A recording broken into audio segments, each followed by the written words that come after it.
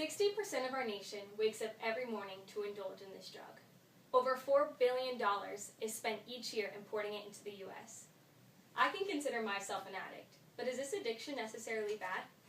Young and old may have been told to reduce their intake in coffee each morning, but as more research is found, health benefits such as fitness, better concentration, and better lower risk of health cancer continue to be proven.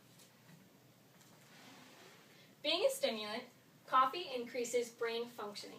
A study done by scientist Astrid Naelig shows that low to moderate consumptions of coffee, which in his opinion is 1 small cup to 2 large cups a day, has positive effects.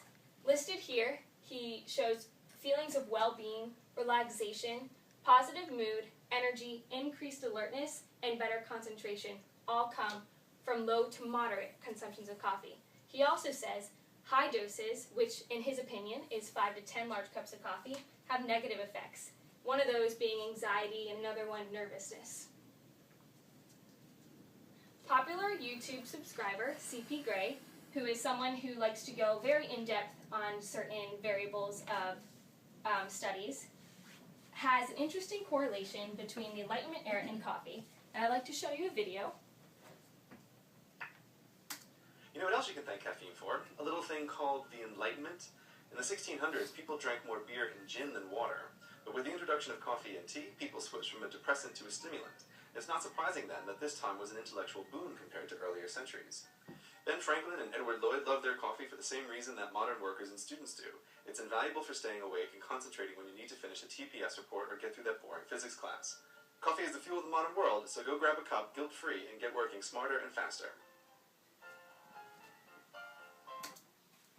So he agrees as well that you shouldn't feel guilty about picking up the extra cup of coffee, because it also shows the Enlightenment era, how that helped because of caffeine. Another research that was done in February of last year was done by psychopharmacologic researchers, and they found that driving performance is also affected by caffeinated coffee.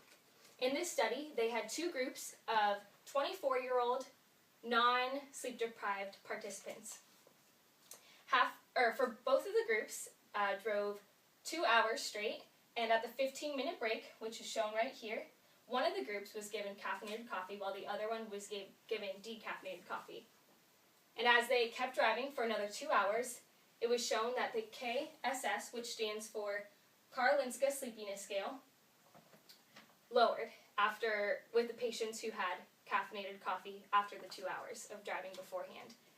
So this shows that the performance of driving was affected by this coffee, and not only did they measure sleepiness, but they measured weaving on the roads and alertness as well.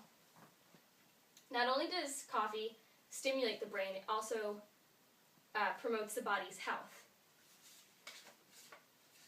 A computer study done by Vegard Strom had 48 participants meet him at a office building between the hours of 8 and 9, and they were given the option to drink coffee or not. But if they did drink coffee, they would have to record it down on a piece of paper. And after everyone got their coffee or didn't, they all went to their desks, and they were required for 90 minutes straight to do computer work, typing and fixing errors, but only using a mouse. And they were to record every 15 minutes during those 90 minutes if they had any shoulder or neck pain or wrist and forearm pain. And those who drank the coffee, which is shown with the white dots, they had lower pain results as a result of drinking the coffee. Also, coffee not only helps with pain relief, but it also lowers the risk of cancer. A study done by Oxford University with males showed that males who drank 6 cups or more of coffee a day had lower risk of prostate cancer as to men who drank only 1 cup a day. And another study done by Oxford was that women who drank 3 cups of coffee a day had lower risk of basal cell carcinoma cancer. So as you can see, Coffee isn't just to wake you up in the morning, but it has different health benefits. Lower risks of cancer, better concentration, better fitness performance.